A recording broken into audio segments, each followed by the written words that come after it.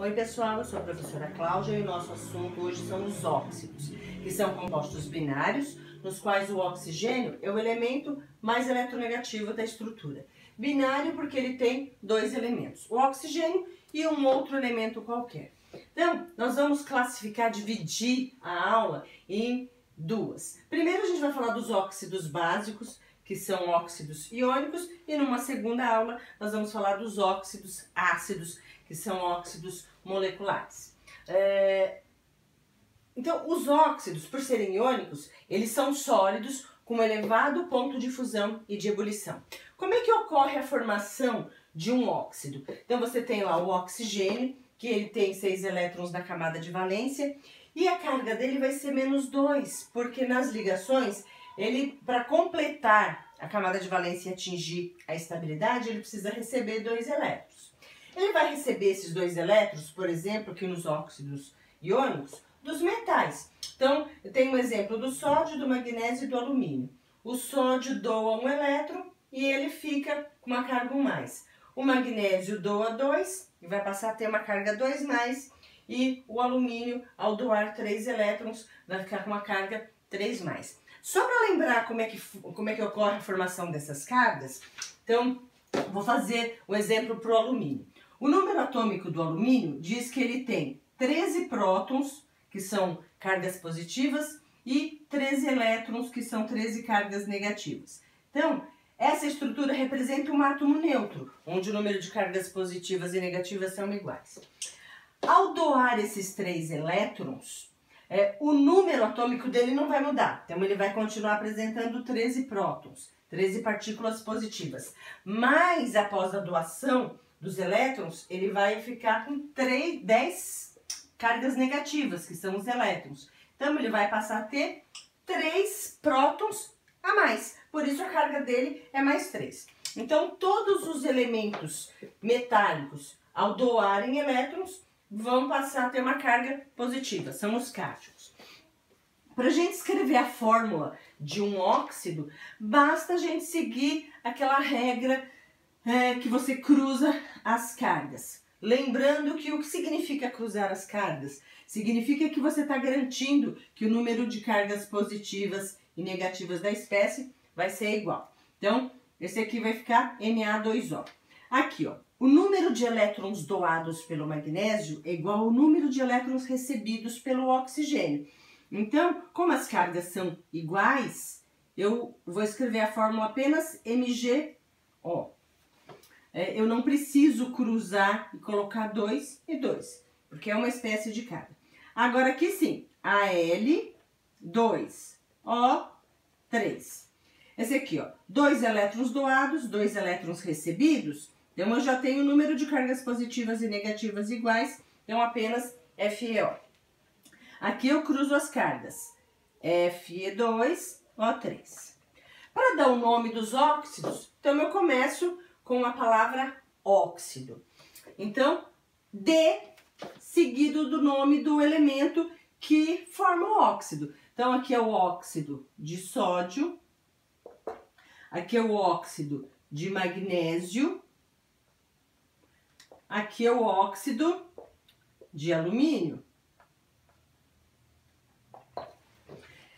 No caso desses 2 óxidos, os dois são óxidos de ferro.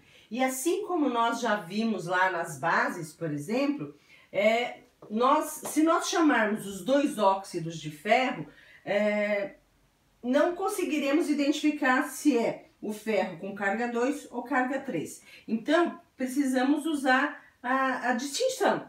Óxido de ferro 2, esse 2 refere-se à carga do metal, e esse daqui, óxido de ferro 3. Ou, como são dois, é o mesmo metal com 2 cargas diferentes, nós vamos utilizar a terminação oso e ico. Oso para o elemento de menor carga, ico para o elemento de maior carga. Então, esse aqui vai ser o óxido ferroso. E esse aqui vai ser o óxido férrico. Certo? Então, A seguir, nós vamos relacionar a característica dos óxidos básicos. Por que esses óxidos são básicos? O que acontece com esses óxidos para que nós possamos identificá-los como um óxido básico? Bom, então vamos ver um pouquinho de reações químicas de óxidos. Então, óxido básico reagindo com água, ele vai formar uma base. Então vamos lembrar primeiro da base. A base, ela vai ter um cátion de um metal ligado com a hidroxila. Então eu vou ter isso aqui, ó, metal, OH e o X. Esse X aqui é a carga do metal. Então, como os óxidos básicos são formados por cátions de metais, normalmente de carga mais 1 e mais 2, então eu peguei alguns exemplos aqui, ó, da família 1A e da família 2A. Da família 1A, lítio, sódio e potássio, 2A, magnésio, cálcio e bário. Então, quando eu misturo um óxido básico com água, ele vai formar a base correspondente daquele metal. Como o nosso metal aqui é o sódio e a carga dele é um mais, então eu vou ter isso. O Na, um mais, formando um hidróxido, que vai ser o NaOH. Mas como é que isso acontece? Então, se a gente escrever a molécula de água assim, ó, por exemplo, eu já tenho aqui uma hidroxila da base. A outra hidroxila vai ser formada desse oxigênio do óxido, tá? Só que aqui eu tenho, ó, dois cátions, dois metais. Então, esse daqui vai formar uma hidroxila. Então, ó, são duas hidroxilas que serão formadas.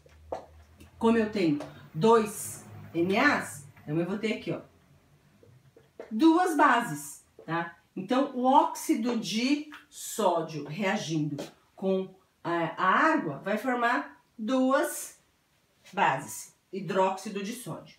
Agora aqui, ó, o cálcio, ele tem carga 2+. Para reagir, para formar uma base, ele vai se combinar com a hidroxila. Então, vai ser CaOH2, certo? Então, são duas cargas positivas, então tem que ter duas cargas negativas. Por isso, duas hidroxilas. Como é que vai acontecer isso aqui? Então, ó, o cálcio, a carga dele é 2. Aí, ele está ligado aqui com o oxigênio. A água, a gente vai escrever assim. Então, eu vou ter uma base aqui, uma hidroxila aqui, outra hidroxila aqui. E o cálcio, que veio daqui. Então, nós já temos a nossa estrutura aí balanceada, equacionada, tá? Então, eu vou ter a formação óxido básico com água, vai formar a base correspondente. Para saber quem é essa base, basta você verificar qual é a carga do nosso metal para você poder escrever a fórmula certa. Então, aqui eu vou ter uma solução aquosa dessa base, uma solução aquosa dessa base. Agora, como que eu consigo saber qual é o produto da reação, qual é a fórmula da substância quando um óxido básico reage com um ácido? Então, sempre que eu tenho uma substância ácida e uma básica, vai formar sal e água. O sal, ele é formado por um cátion e por um ânion. Então, esse cátion, no nosso exemplo aqui, ele vai vir do nosso óxido básico, porque o óxido, ele tem os cátions de metais. Então, qualquer um desses metais, por exemplo, tá? E o ânion, ele vem do nosso ácido. Então, lembrando aqui, ó, o ácido, como ele está em solução aquosa, ele aparece na forma de íons. Então, eu vou ter H+, e Cl-. O nosso óxido, então, eu vou ter aqui o cátion, sódio, e o óxido, O2-. Então, o sal, nós vamos ter aqui, ó, o nosso cátion e o nosso ânion. Como as cargas são iguais, um mais e um menos, então o nosso sal será o cloreto de sódio. Então, tem uma solução aquosa de cloreto de sódio. E a água é o nosso H+ com a nossa hidroxila. Então, aqui, cruzando ali as cargas, ó, H2O, tá? Nossa água líquida. Agora aqui, ó, vamos identificar quem são as cargas. Então, o cálcio, 2+, óxido, 2-. No ácido, H+, Cl-. Então, agora ficou fácil, né? hidrogênio, H+, e o óxido, então eu vou ter a formação da água líquida. E aqui o cálcio, que é 2+, com o cloreto. Então, como aqui são duas cargas positivas, eu vou precisar de 2 cloretos, né? Então, eu vou ter lá CaCl2. Então, eu vou ter aqui uma solução aquosa de cloreto de cálcio. Então, para equacionar, para saber qual é a fórmula do nosso sal, basta você verificar quem é a carga do metal, a carga do ânion, que veio lá do ácido, e combiná-los, levando em consideração que o número de cargas positivas e negativas devem ser sempre iguais. Então, por isso que aqui é CaCl2. Então, são duas cargas positivas, então eu vou precisar de 2 cloretos. Como eu preciso de 2 cloretos, aqui só tem um. Então, eu vou usar duas estruturas dessa, porque aí eu vou ter isso aqui, ó, H+ e o Cl-. Então, esses 2 cloretos combinam com o cálcio para formar o cloreto de cálcio. Os 2 hidrogênios e o óxido vão formar a molécula de água, ok?